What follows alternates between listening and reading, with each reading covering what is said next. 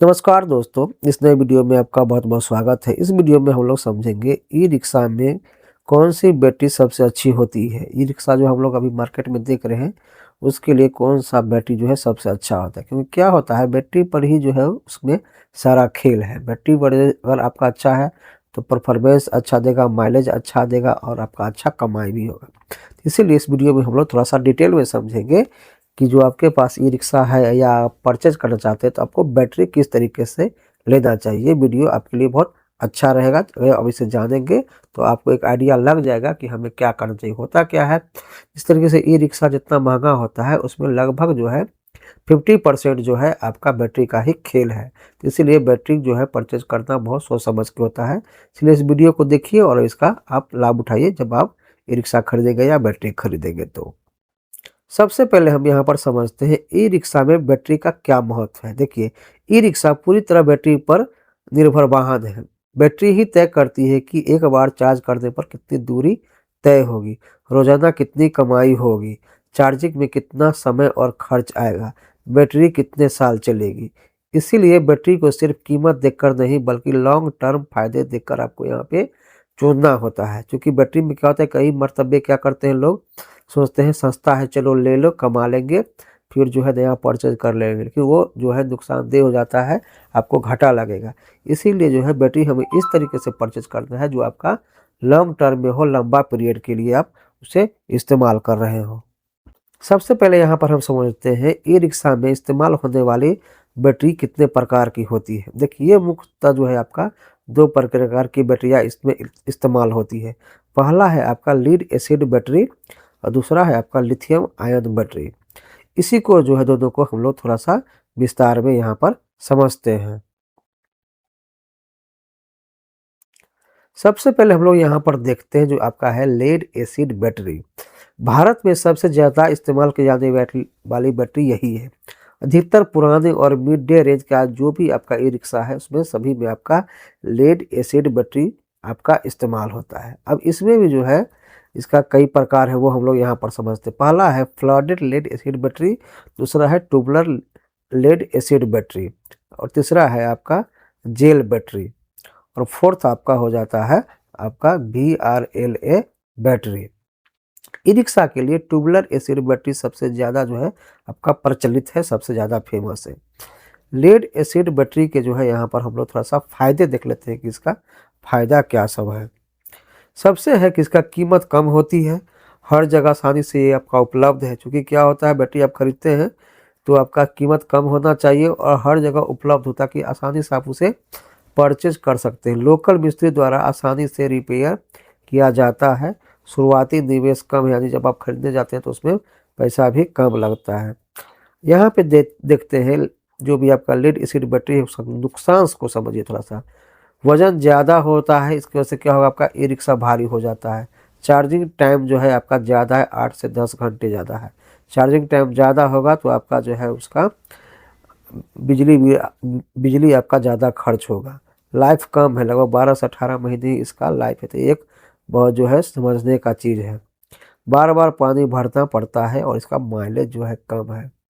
तो यहाँ पर अगर ओवरऑल देख लें तो जो है आपका लेड एसिड बैटरी जो है, यहाँ पे लग रहा है कि इसका फ़ायदा ज़्यादा उतना नहीं है, इससे ज़्यादा जो है इसका नुकसान है अगर हम बात करें लॉन्ग टर्म के बारे में तो।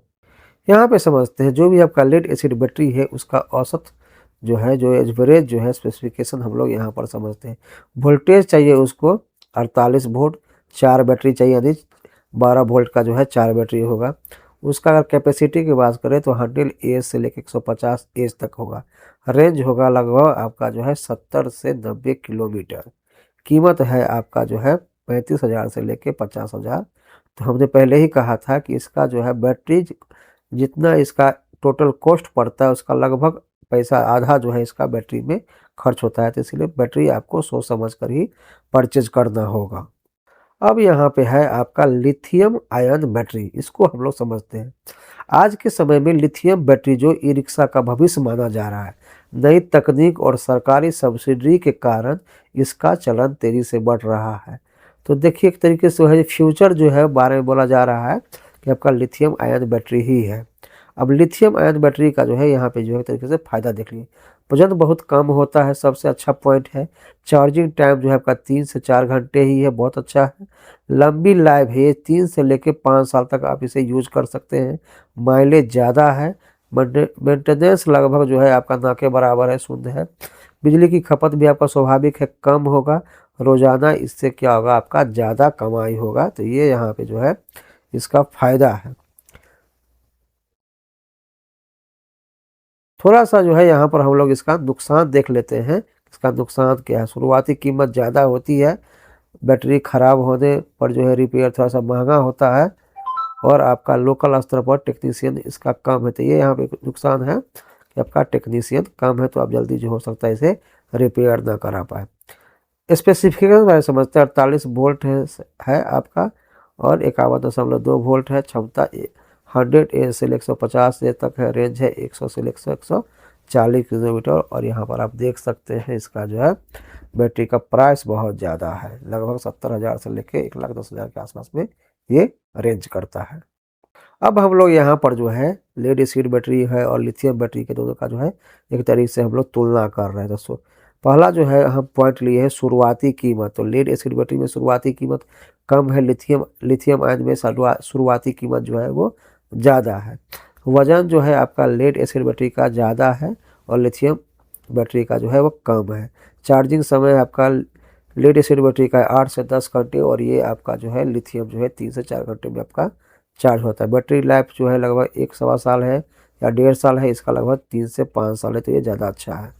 मेंटेनेंस इसमें ज़्यादा है। लिथियम बैटरी में से मेंटेनेंस जो है आपका लिथियम बैटरी में कम है। रेंज कम है, लिथियम के इसमें ज़्यादा रेंज है। बिजली खर्च जो है इसमें ज़्यादा है, दूसरे वाले में कम है। तो रोज़ाना की कमाई जो है इसमें लीड एसिड बैटरी में जो है आपका सीमित ही रहेगा, लेकिन इसमें केस में आपका ज़्यादा रहेगा।